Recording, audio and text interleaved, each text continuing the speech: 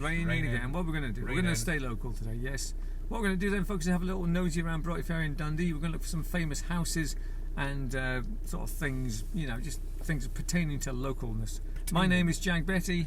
I'm behind the scenes with Stu Bay. Okay, folks, together we are SPiS, and we're going to go on an adventure. So stay with us, folks. Here we go. Diggy things hanging today.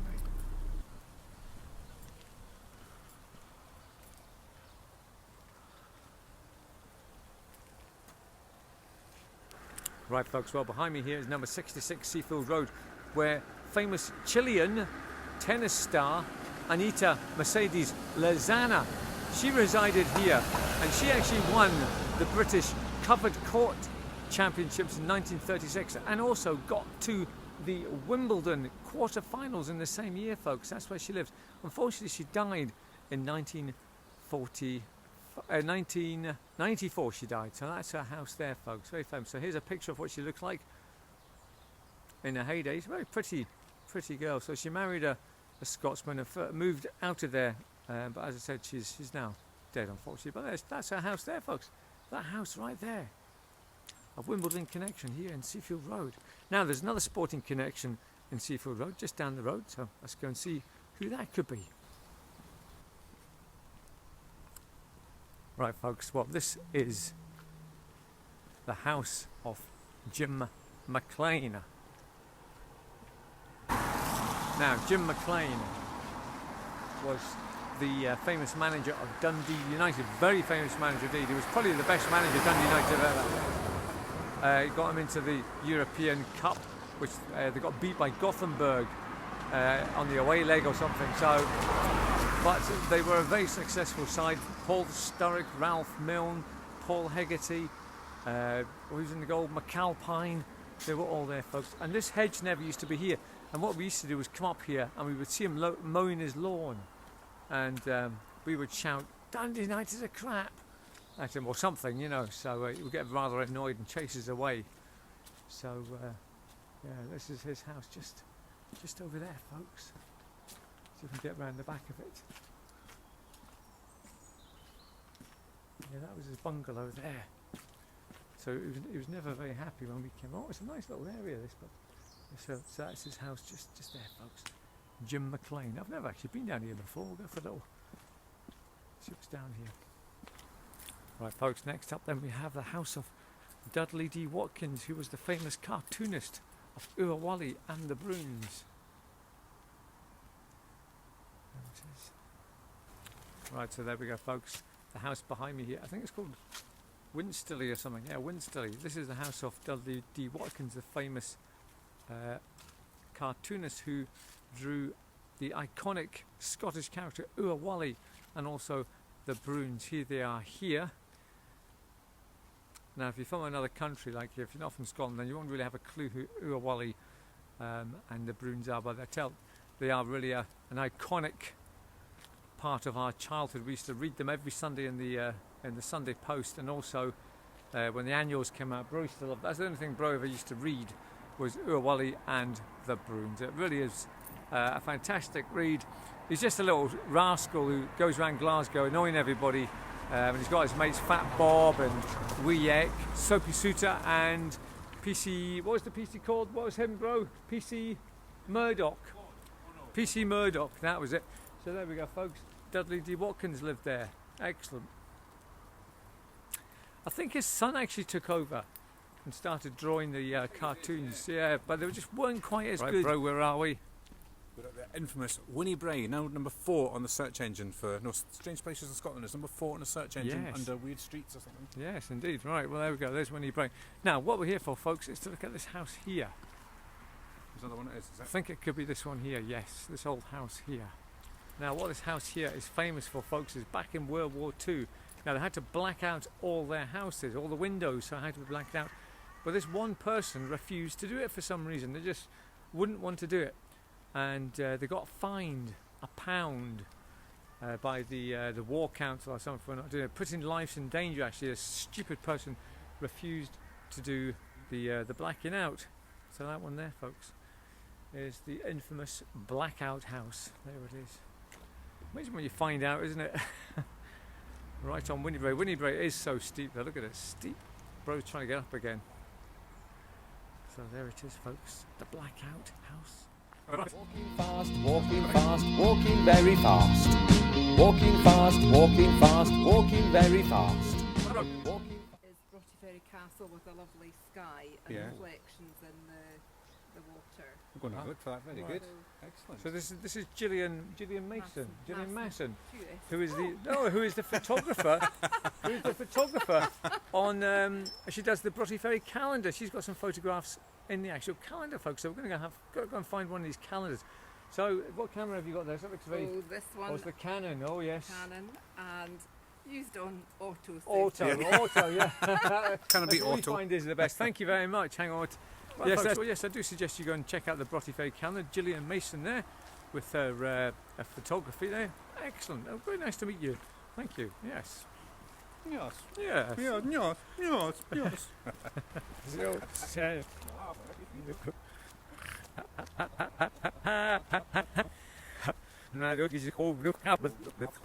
Right, folks, well, the house behind me there, that is the house that was used in the series Bob a Servant, which was a book to start off with, and it was so successful they made it into some sort of little mini series. Now, Brian Cox played the part of Bob Servant. He writes emails and complains all the time, and he has his little venture around Broughty Ferry using iconic places. But that was his house. That was the one that was used. Now, as you can see, folks, behind me we have some sort of regatta thing happening behind me here. I don't know what's going on today, but anyway, there we go. That was the house, famous Bob Servant. Right, folks. Now this is St Roke's Place. If you look carefully, we'll move that out of the way so you can see it says St Roke's Place. Now, St Roke's Place is famous because back in the old days the ships would come up this way, but if they were infested with victims of the plague or any sort of disease, they had to stop and anchor down just at the down at the bottom.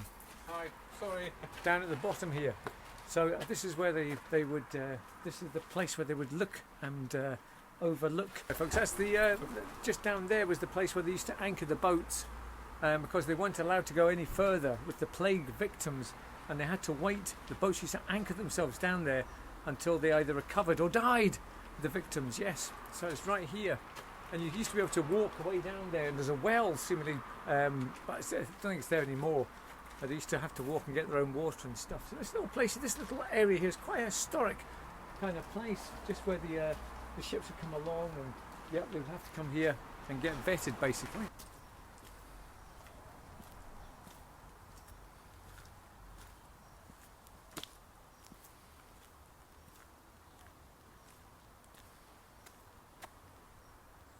Yeah, so there it is behind me, folks. Elm Grove, the scene of the horrific murder of Jean Milne back in 1912. She was found on the bottom of the stairs, bludgeoned to death by a poker. Now, there is a book, it's called The Life and Times, or The Strange Life and Times of Miss Jean Milne, which kind of sheds some sort of light on it. It's got a detective, Trench, is it? He investigates the murder, and they just don't understand what's happened to her. They just never get to the bottom of it. Nobody really has understood why she was killed. She's an eccentric old lady who used to like the high life and had lots of toy boys in her time. She travelled down to London quite a lot as well, always in the high class sort of ways, but she was always on her own. It's a kind of sad, lonely lady, but always had company. But there we go, folks. That's a very strange murder mystery here in Broughty Ferry. And so this is probably the most famous house, I would say, in Broughty Ferry. But as I said, it's now a nursing home called Moyness. There we go. Thank you.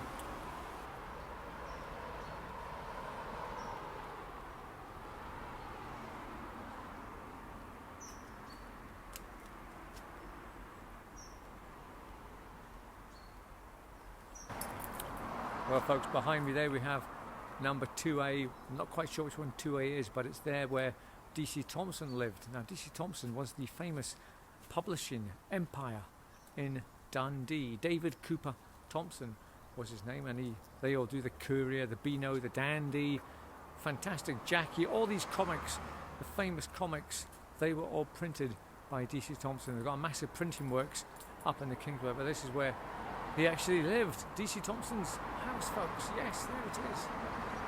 Oh, thank you.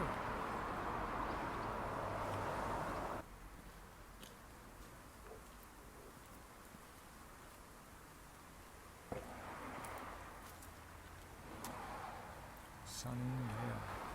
Now then, behind me this time we have the fantastic Art Deco house, folks. It's called Sunnydale, and this was the home of cinema proprietor William Pennycook. Now, when we were doing our cinema video a couple of weeks ago, some of the cinemas we went to, he owned them. So that's it up there, folks. There it is. Look at that. Isn't that awesome? Fantastic Art Deco house. Don't know who owns it now, but it used to stand in its own grounds until obviously they came and built all this stuff. But there it is. A wonderful Art Deco home owned by the cinema proprietor William Pennycook. Thank you. Alrighty, folks. Now the area we are in is called Gottiston, and it's a very controversial area. Be quiet, seagull, honestly. Now we're here in an area called Gottiston, which is very controversial, folks, because it shouldn't really be part of Broughty Ferry. Now all the names of the streets here are named after sort of famous places. Alford, Pennon, which I'm in here now. We've got Mintlaw. These are all sort of villages on the north coast of Scotland, and you've got Strachan, Cults. So they're all named after sort of places and villages. So Pennon Grove, though, as you know, folks, I was at Pennon a little while ago, so there it is. Bro wasn't there with me. Pennon. Now the only place that really should be part of Broughty Ferry, according to the old historic map, which is there, are the southern edges of Mintlaw and Pennon Grove. So the Arbroath Road is really the kind of dividing boundary line of the constitution of Broughty Ferry. So this area we're in now is actually part of Broughty Ferry, but the part up there shouldn't be. So for some reason, I don't know why, but it is now part of Broughty Ferry. So yeah, so there we go. So this is kind of like the boundary right here, folks. Just up here, these little bits up here, these should be part of Broughty Ferry, but the rest of them shouldn't. I think they're more classified as sort of like further on, sort of Angus or whatever that sort of area is. But you can walk through right here and onto the Arbroath Road, the busiest road, probably one of the busiest roads in Dundee, I would think. That leads straight, well, funny enough, to Arbroath. Yes, it does. But it is a very, very busy road. And this is kind of like where the demarcation line really should be. But hey ho, there we go. Well, folks, here we are in another controversial area. This is Beaumont Crescent, but it was originally going to be named after John Bunyan, the author of Pilgrim's Progress. The 17th century author wrote it, but the residents and the council objected because they said, well, people will associate, but if it was called Bunyan Avenue, they would associate it with sort of like, you know, foot, a bunion on your foot. So they thought long and hard about it, and then decided not to call any place after John Bunyan. So a bit of controversial sort of history there, as they really wanted John Bunyan to be commemorated here in Broughty Ferry, but unfortunately because of the foot association, it was called Beaumont instead. So there we go. No Pilgrim's Progress up this way. And also they might have got sort of like, you know, people come up here all the time to sort of be like pilgrims and come to see where John Bunyan's name was and all anything. So that's why it's now just called Beaumont Crescent. Thank you very much, folks.